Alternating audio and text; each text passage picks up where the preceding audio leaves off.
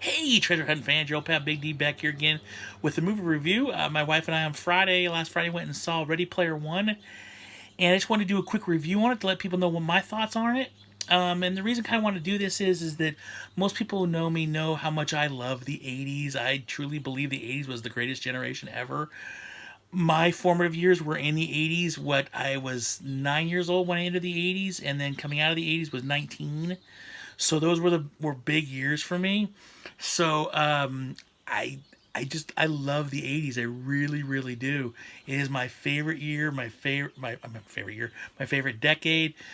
My music, I still listen to '80s music religiously. I still watch '80s movies all the time. I am always engulfed in '80s stuff.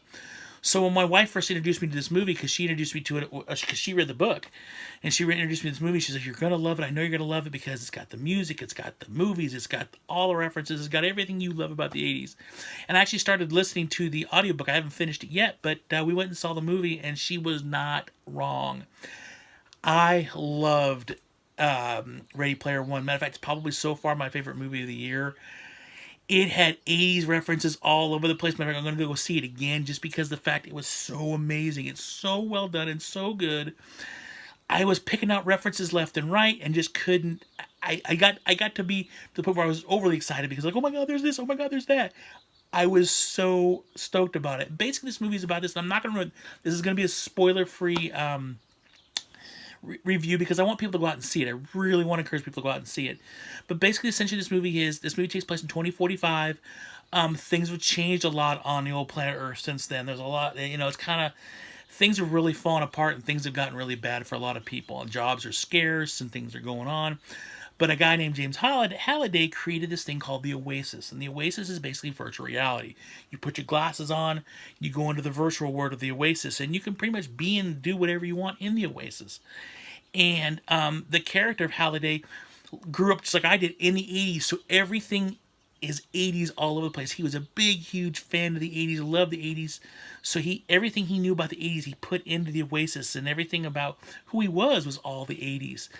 And so essentially, he creates this, and this is what everybody does most of the time. And people work and stuff like that, but everybody's escapism is to go into the Oasis because you can be anybody you want and pretty much do anything you want. And you can collect money and get cool stuff. You can get the DeLorean from Back to the Future. There were just all you get the Batmobile from the original '60s TV series. I mean, there's a lot of really cool stuff in there you could do. You could just like Buckaroo Banzai.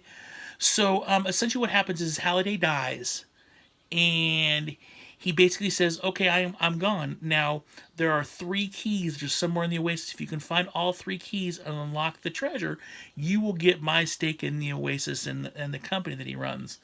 Gregarious something, I can't remember the last name of it, but and so of course the whole world wants to find it because he was a billionaire, right? So everybody goes out and tries to find it, and it's all about this whole adventure that they're having, and the bad guys trying to come around and try to do this, and that's all I'm going to say about that. However, one really cool instance is they incorporated a horror movie that I really enjoy, and they redid some of the sets to incorporate into the movie, and I thought it was absolutely amazing. I was totally stoked on it. There was Star Trek references, there was Star Wars references, there was RoboCop, there was you name it in the '80s, it was in that movie. I am not kidding you. And I missed a lot of it, I'm sure, because I kept looking around. I mean, there was obscure references that a lot of people wouldn't get. I saw a a Beastmaster poster, and a lot of people don't know who Beastmaster is. And one of the weapons that he uses is called the glaive, and it's come out a movie called Krull, and a lot of people wouldn't know that either. But just it was a really fun and really well done movie. It was like 2 hours and 19 minutes long, and I wanted it to be longer. I wanted to be in that world that much more, and it really wanted me to be in that world to be able to go that and just hang out with all the stuff from the '80s. I mean, I saw Colonial Viper from the original Battlestar Galactica. There was Iron Giant. It was an '80s cornucopia of stuff. The soundtrack was all '80s music, which was amazing, and it just was a really really good movie. I highly recommend it. The actors that were in it were all really good actors. Everybody did a really good job in the movie. It was like you sat down and it was like the best popcorn movie you could ever possibly find. And I highly recommend it. Definitely go check it out. Now, I do say this, you're going to get a lot more out of it if you know a lot about the 80s or you grew up in the 80s. You're going to get a lot more out of it than, say, somebody that maybe grew up in the 90s or the early 2000s. Might not get as much, but you'd still really enjoy it because even some of the popular, the Ninja Turtles are in it. There's a lot of stuff that's even still popular now that was in that movie, is in that movie. So you definitely will enjoy it. Give it a shot. Trust me, you will like it. It is a really well done movie. And it's Spielberg. Let's be honest. Spielberg is an amazing director. Some of my top 10 of all time, which I haven't done yet. Yes, I know I haven't done it yet. Has a couple Spielberg titles in it. Actually, my top 100, I have several Spielberg movies in my top 100. He's probably one of my favorite directors. He has done just an amazing job over his career, and I really love his movies.